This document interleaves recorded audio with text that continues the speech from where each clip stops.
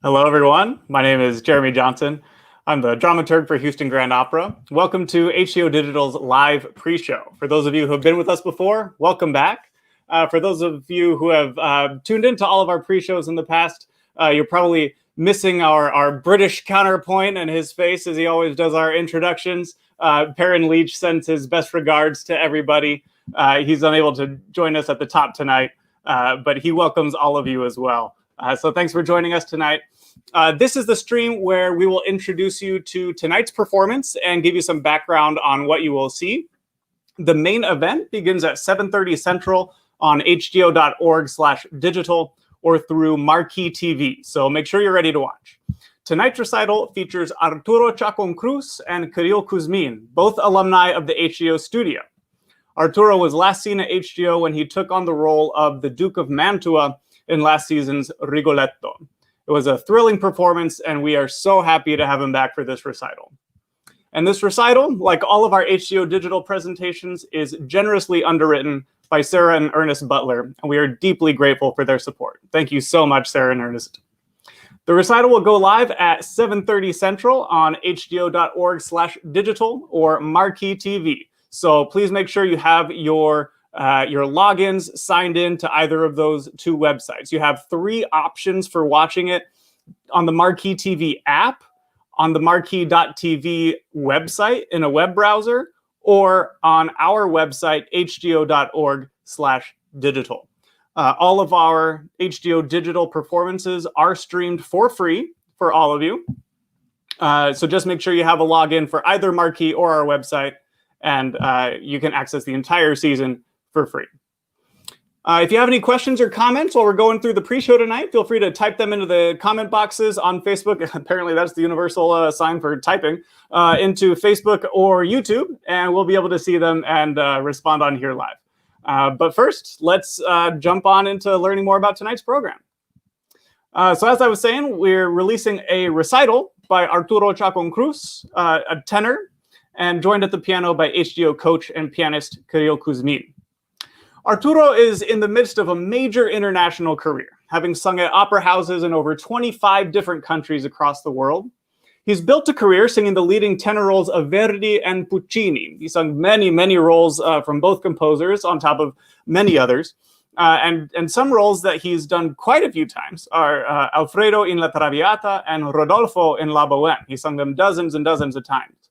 But one Verdi hero in particular stands out, which is the role he sung most recently at Houston Grand Opera, the role of the Duke in Verdi's Rigoletto. During our run of performances in Houston, Arturo celebrated his 100th performance of the Duke. Here's a clip from the final act of the opera, where Arturo sings what's possibly the most recognizable music from the operatic repertoire.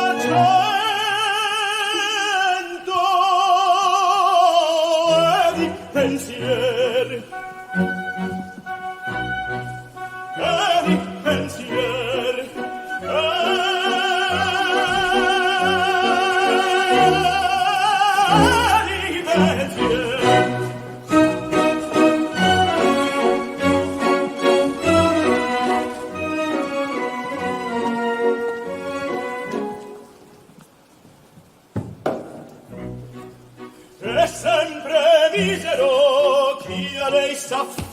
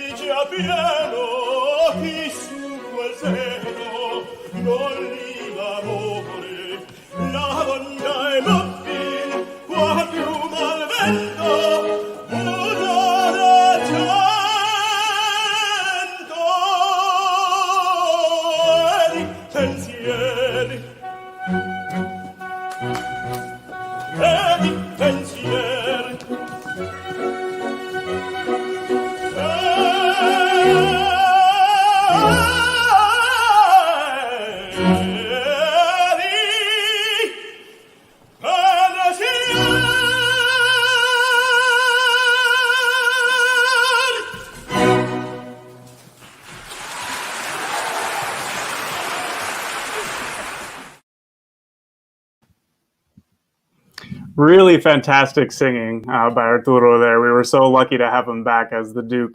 I realized while we were listening to that clip that before I introduced it, I called the Duke a Verdi hero. I guess whether or not he's a hero is entirely up to debate, but he is the leading tenor role in Verdi's Rigoletto, and that's a role that Arturo has sung over 100 times, and he celebrated that 100th performance at HGO, and we're so glad he did.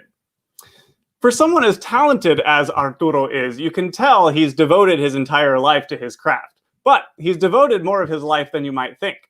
Arturo told us a fun story of how he started singing and how young he was when he started.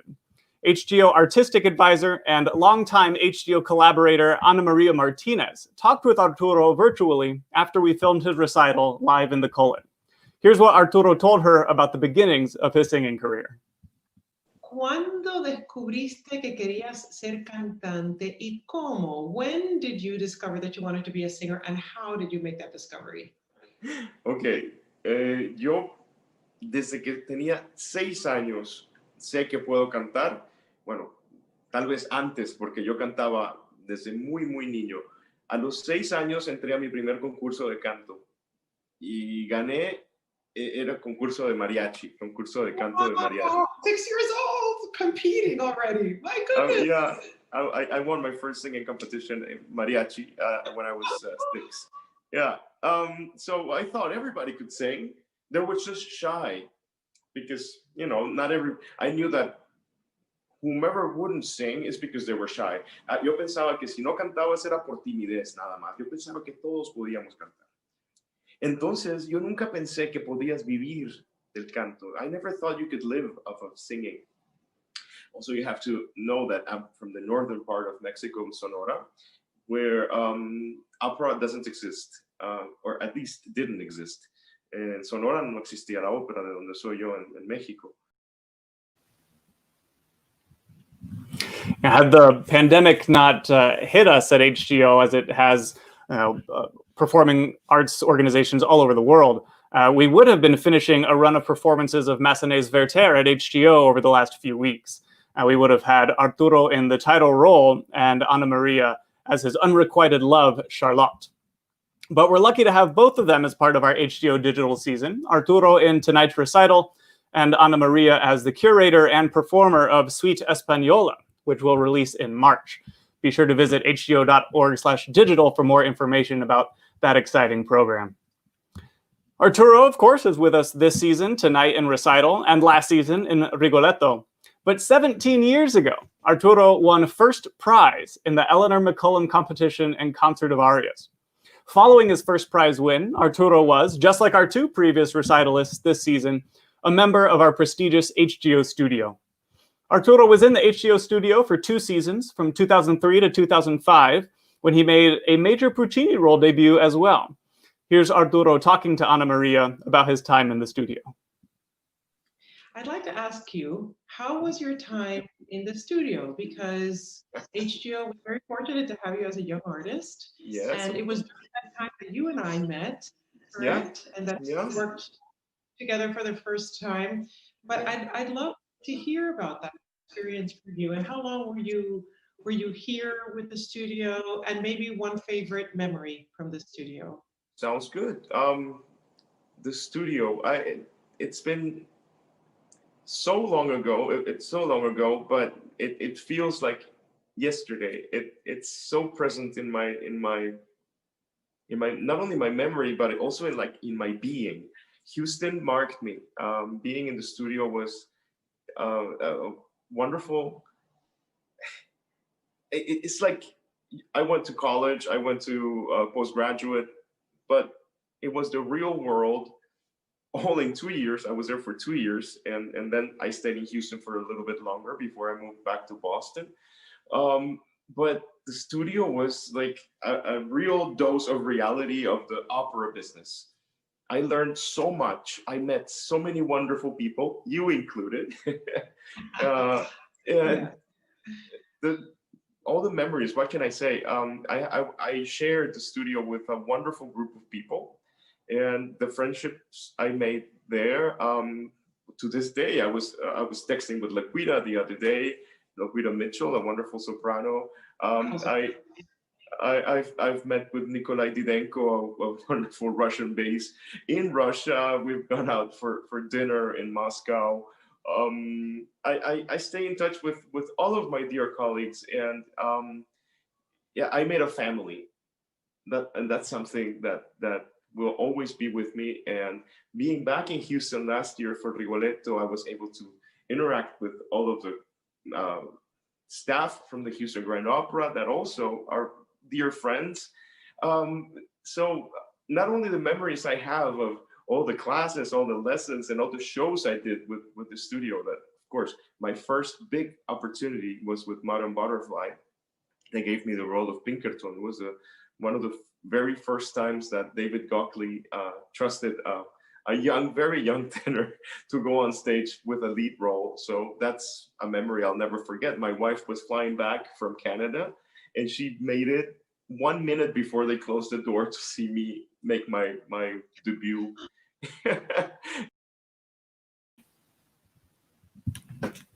One of the songs Arturo sings tonight, actually, is one of the pieces he sang in the Eleanor McCullum competition on the Cullen stage 17 years ago, which helped him win first prize. We'll get to that and the rest of his repertoire in just a minute. But first, I just want to take a moment to remind everyone just tuning in that this stream is not the performance stream. This is our pre-show stream.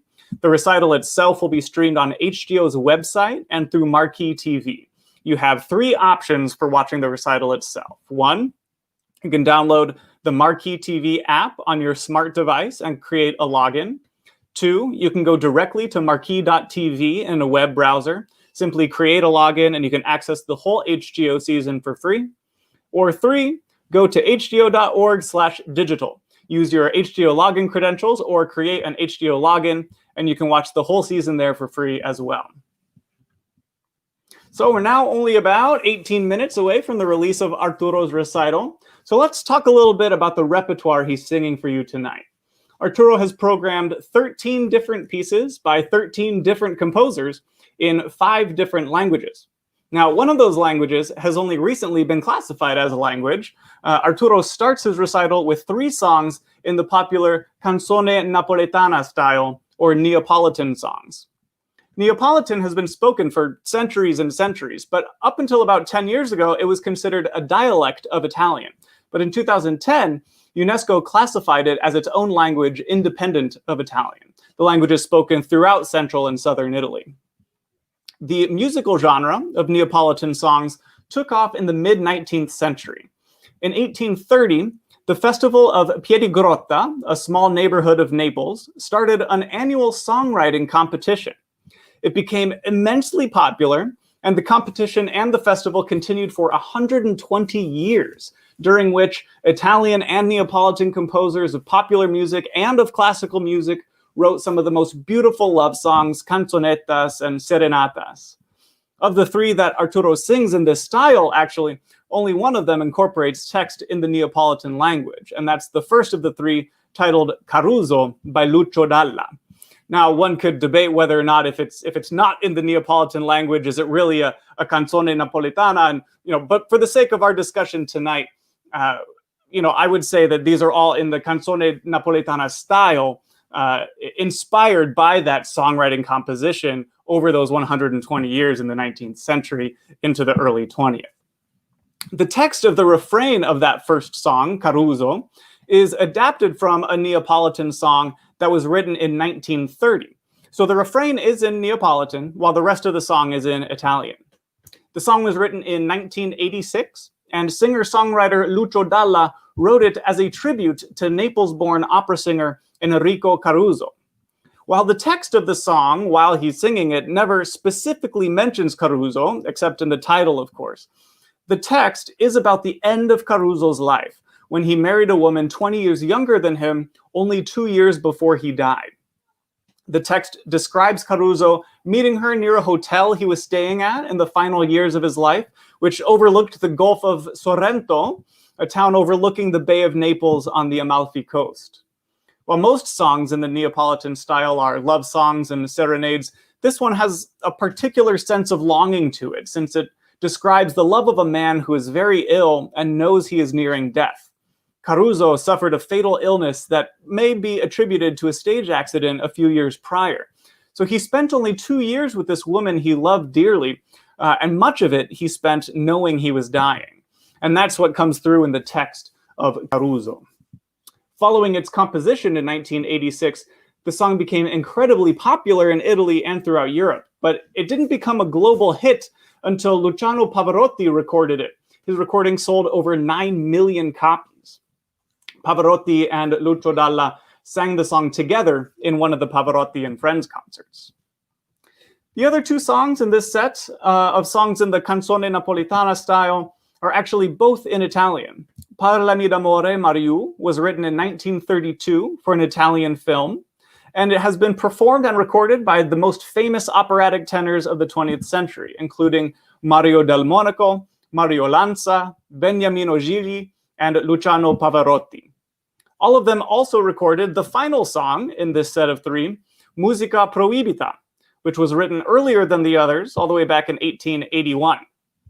It was written early enough in the tradition of Neapolitan songs that Enrico Caruso himself is also on the list of famous operatic tenors to have recorded it, which is a nice way to close the circle on this set, starting with one in tribute to Enrico Caruso and ending with one that Enrico Caruso was one of the first to ever record.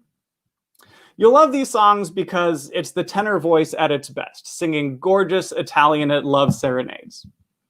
The 2 pieces that follow these hardly need any introduction at all. Arturo switches to mid-20th century English songs.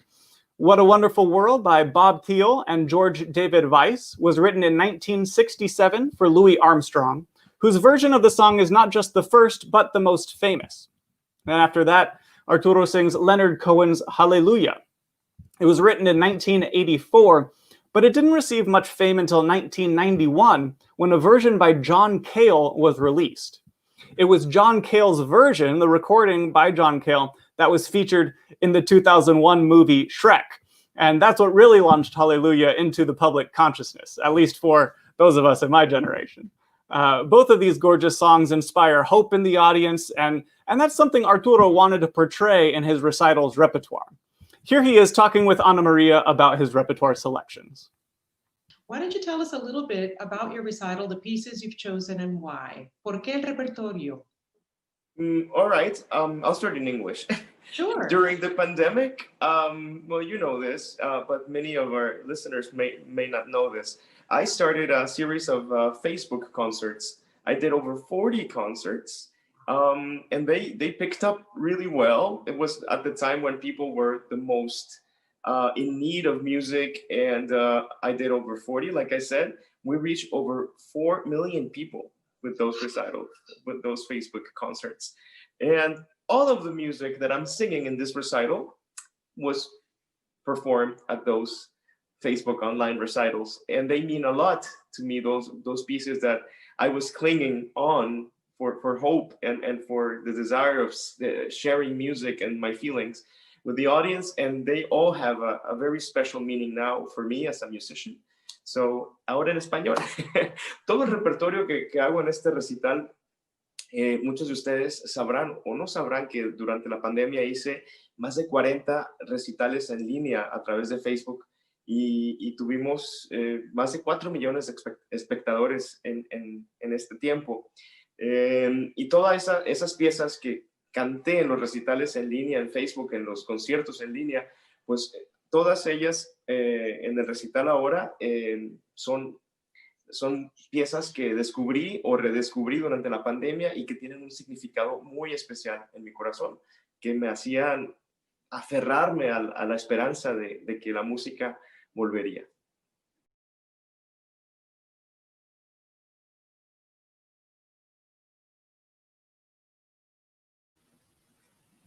That's beautiful. It's amazing that his Facebook concerts reached 4 million people. It's amazing the reach we can have with digital content now. The next two sets Arturo has programmed are both in the Spanish language. The first set, 3 songs from his native Mexico, and the second set, 2 songs by Spanish composers. Bésame Mucho was composed by Mexican singer-songwriter Consuelo Velázquez. Bésame Mucho translates to kiss me a lot or kiss me over and over. And Velázquez wrote this piece at 25 years old before she had ever been kissed romantically. At least that's the story she told, was that she hadn't been kissed at that point because she was told that kissing was a sin. Bésame Mucho has gone on to become an international sensation and on record as the most performed and most recorded Mexican song in history. Maria Graver wrote the second song Arturo performs from Mexico. She became well known as a film composer for Paramount Pictures and 20th Century Fox. She actually studied composition with French composer Claude Debussy. Her song Júrame, which Arturo sings tonight, became an international hit when film actor Jose Mojica performed it. The third and final in Arturo's set of songs by Mexican composers is titled El Triste.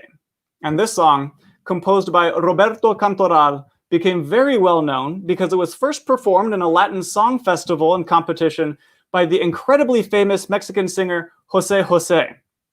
Now, Jose Jose didn't win that competition, but his international fame was launched at that point, and he ended most of his concerts with this song, with El Triste. Following that set of 3 songs by Mexican composers, Arturo programs 2 songs by Spanish composers. Now, the first is No Puede Ser by Pablo Sorozabal, and the second is Del Cabello Más Sutil by Fernando Obradors. The Obrador song is the 6th of 7 in a set titled 7 Classic Spanish Songs, also composed in the mid-20th century. We have quite a bit of mid-20th century repertoire in this program. A lot of it's very, very beautiful. Now, No Puede Ser is perhaps the most famous piece composed by Pablo Sorozabal, and it's an aria from the second act of his zarzuela, La Taberna del Puerto. Zarzuela is a form of Spanish music theater that was independent from, but very influenced by Italian opera, first in the Baroque era and again in the late 1800s. We're in All About Zarzuela in the spring with Ana Maria Martinez's Suite Española, which we'll release in March. Sorozabal's zarzuela premiered in 1936, and this aria is actually one of the pieces that Arturo sang 17 years ago on the same stage when he won first prize in the annual Concert of Arias. What was it like? ¿Cómo era estar sobre el escenario otra vez? What was it like to be on stage again? Como podrán ver, las lágrimas se me salieron algunas veces durante el recital. I actually cried during the recital. You'll be able to see that. Being on stage again, it was stronger than I thought it would be.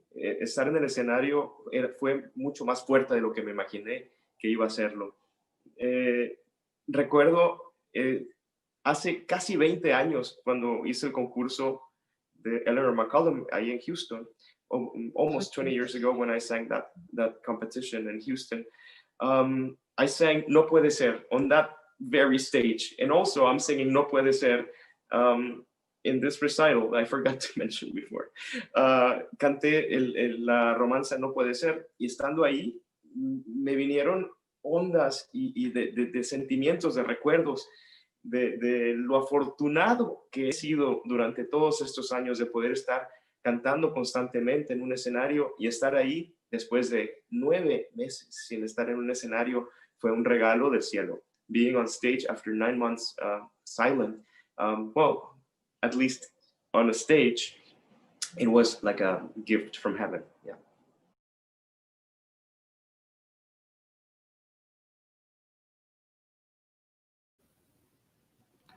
Arturo's final set in the recital are 3 of the greatest hits for the tenor voice from the operatic repertoire. First, an aria we so wish you could have heard in the context of the opera itself this fall, but thankfully you still get to hear Arturo sing it from Massenet's Werther, Pourquoi me réveiller? Werther sings this aria to Charlotte in the 3rd act of the opera when he has returned to her on Christmas Eve after 2 months apart. In the previous act, Werther poured out his love to Charlotte, but she, married to her husband Albert, told him to restrain himself and told him not to visit her again until Christmas. When he arrives on Christmas Eve, he reads her some poetry of Ossian, which is this aria, Pourquoi me réveiller. Cielo e Mar is the second aria in this set that Arturo sings. It's from the 1876 opera La Gioconda by Amilcare Ponchielli, a successful opera in its day that is still sometimes performed today, though it's overshadowed by the late 1800s grand operas of Verdi. The aria is from the second act, while the tenor Enzo awaits the arrival of his love Laura to be rowed out to his ship. Enzo stands on his ship and sings Cielo e Mar, sky and sea, and he sings about the view of the horizon from his ship that encircles him and his love, Laura. Arturo takes us through many of the tenor voice's greatest hits, and he saves the most famous of those for last. Puccini's Nessun Dorma is from the beginning of the final act of Turandot, Puccini's 1920s opera that was completed posthumously by composer Franco Alfano in 1926. The aria's name translates to "No one shall sleep," which is the decree of the Princess Turandot. The tenor, Calaf, has won her hand in marriage by correctly answering her 3 riddles, but she does not want to be married off, and every other suitor has been executed after getting one of the riddles wrong. Calaf, who so far in the opera has gone unnamed, tells Princess Turandot that he will willingly die at sunrise if she can correctly guess his name. So Turandot has ordered the city to stay awake until someone can reveal his name to her so that she can kill him and get out of marrying him. Kind of a morbid plot point for one of the most beautiful arias in the repertoire, but there you have it.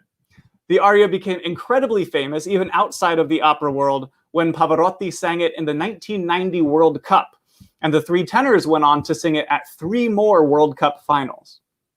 Here's what Arturo had to say when we asked him about what he hopes you all take away from his recital tonight.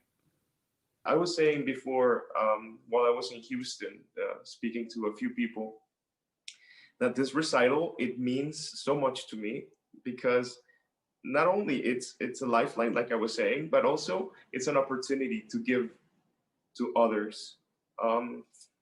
That each piece has a meaning, and it will become a microcosmos, a micro world of a story. Each piece has something that is needed to be expressed.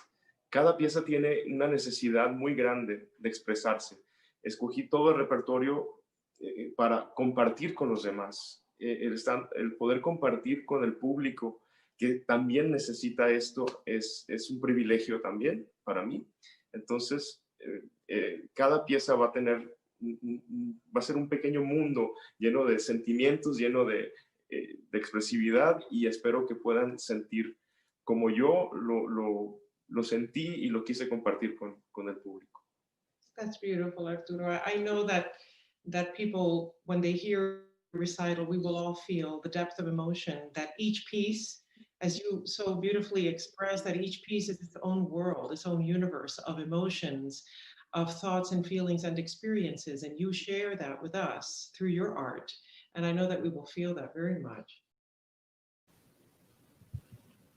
Thank you, everyone, for joining me tonight for the pre-show. I hope you enjoyed learning a little bit more about the incredible music that Arturo and Kirill will perform for you tonight. Now, I said at the beginning that we didn't have Perrin with us at the top, but I'm pleased to say that he's able to join us at the end. So I'll bring Perrin on to say hello and kick us off for tonight's presentation. Thank you, Jeremy. Thank you, Anna Maria. Thank you, Arturo. What a fantastic pre-show that was. I'm sorry I missed the first bit, just some unexpected traffic. But it's about time we're going to go to our live recital, and you can go to hgo.org/digital. That's the place to go, or open your marquee site. Thank you all for joining us for the pre-show, and thank you again to Ernest and Sarah Butler for the Sarah and Ernest Butler performance series. This should be an absolute cracker. I was there when it was recorded live. It is the most wonderful concert. Have a fantastic evening, and just go get there now because it's just about to start. Thank you so much.